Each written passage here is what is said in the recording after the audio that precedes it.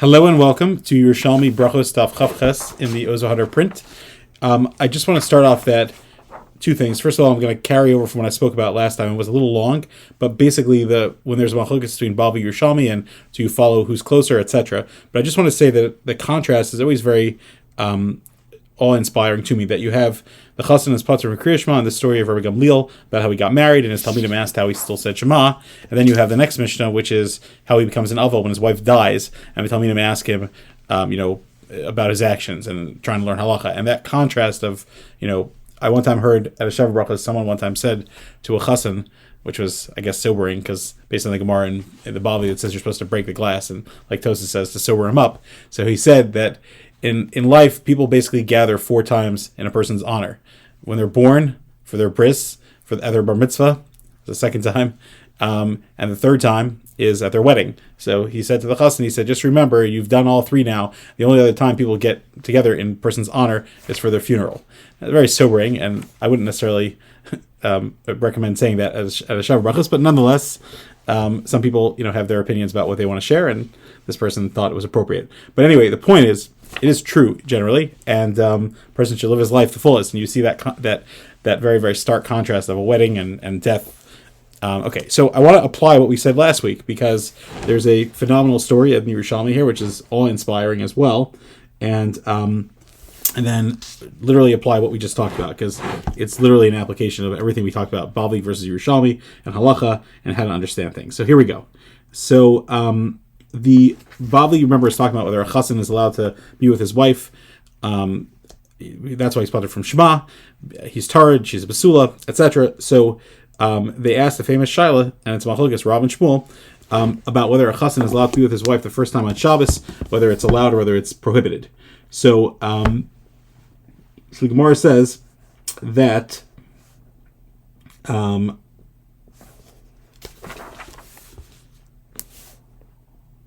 that Shmuel held there was usher, and Rav's opinion wasn't so clear. Okay, so Binyamin Binyamin from the city of Ginzachia. Again, the word Ginzach might have something to do with the story that there's a cutting down of his life, as we'll see. Nafak v'amar, and he came out and he paskined. He paskined Mishmei de Rav, quoting Rav, mutter, that it's mutter to be with a basula the first time on Shabbos. It's not a problem of there's no problem with Shabbos then. Shmuel heard about this, seemingly because he held that was usher. But Ikbidalui, and he was very upset. He was angry at Binyamin for saying this in the name of Rav. And what happened? The Gemara says that tragically, Binyamin died. Now, you would think, okay, well, he died, and it's really sad. But Karialai, and Shmuel himself said about his death, Baruch Shenagafo, blessed Hashem who smote him. And on Rav, he said, Lo Yu'una L'Tzadik Kol Avon, the Tzadik, even in his death, Hashem doesn't allow anything bad to befall him. So, what do we see? Seemingly, again, this is according to the reading of the Charedim and many other Mefarshim, they're reading it that there's Machlokes Rav and Shmuel, and Shmuel held that Rav agreed with him, and seemingly, and therefore this Binyamin who's misquoting him was causing a very big aver to happen, that this person might be with his wife for the first time on Shabbos. Okay. Now there are other ways of reading this entire Gemara, and we'll see there's a couple of problems. So let's explain what the problems are. Okay, so I want to just say that there's a huge machlokes about how to read this actual Gemara, but that's how the Charedim and many of the Mefarshim read it, and that's a simple understanding, and you'll see why there's a huge machlokes, because there's a lot of problems. So, okay, first of all, if you look at the Bavli, the parallel sugya is in Ksubas stuff's Zayin Abed Aleph, and it says beforish in the Bavli that it's mutter to be bowl for the first time on Shabbos. And this is exactly what we talked about, whether if there's machlokes between the Bavli and Yerushalmi, what do you do? And clearly, this story seems to point that Shmuel is saying explicitly with a story that somebody died because of it. It's usher, okay? And in Shulchan Aruch Chaim, you can take a look over there in Hilchos Shabbos 280 Halacha 2. It says explicitly that it's mutter, and we paskin like the Bavli. So you see, Machlokes Bavli Yerushalmi seemingly, and you have a story here which contradicts what we said yesterday, that here's a story, and that's what he holds. Now, there's a big problem here that the Mefarshim try to reconcile the Bavli and Yerushalmi. Okay, So seemingly, the simplest reading of this Bavli is that Shmuel was upset that either you're misquoting Rav never said that, or he was upset that how are you poskening against me? But either way, you see Shmuel held clearly that it's Aser Livol B'Tchila B'Shabbos the first time. Now, the Mara Fulda and the Stei Yoshua, here, they actually say that Rav did permit it. He did. So what did Binyamin do wrong? Now, he actually quoted it properly. But since what was Shmuel's time on him? Shmuel argued with Rav himself, and he said it was forbidden, and Binyamin had said his psak in the Asra, in the place of Shmuel. And Shmuel was the Murda Asra. He was the Rav here. So therefore, that's why he was Chayav Bisa. So he undermined the authority of the Rav here. And then,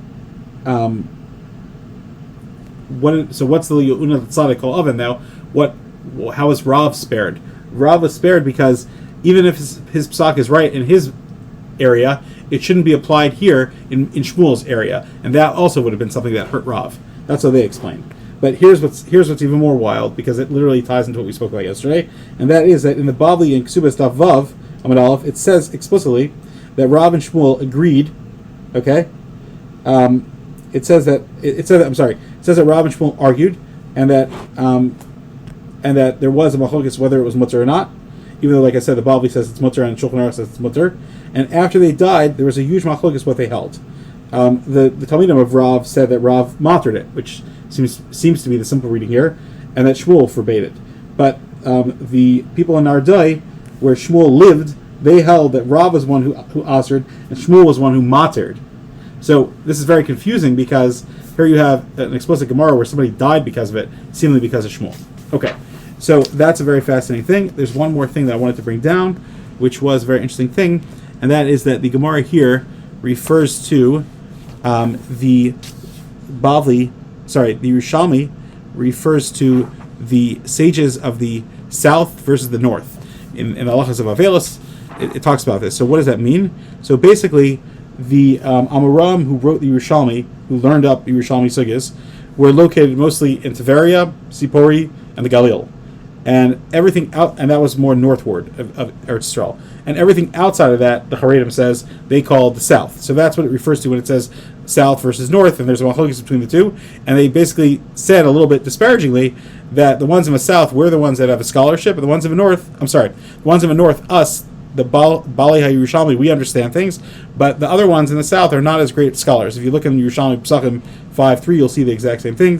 Haredim breaks this down. But basically, the sages of the south were not held in the same esteem. Maybe they didn't learn as well. But that's what the Gemara is talking about when it says it's south and the north. But you see there's a certain standard there that they are holding them to. I hope that enhanced your understanding. Have a great day.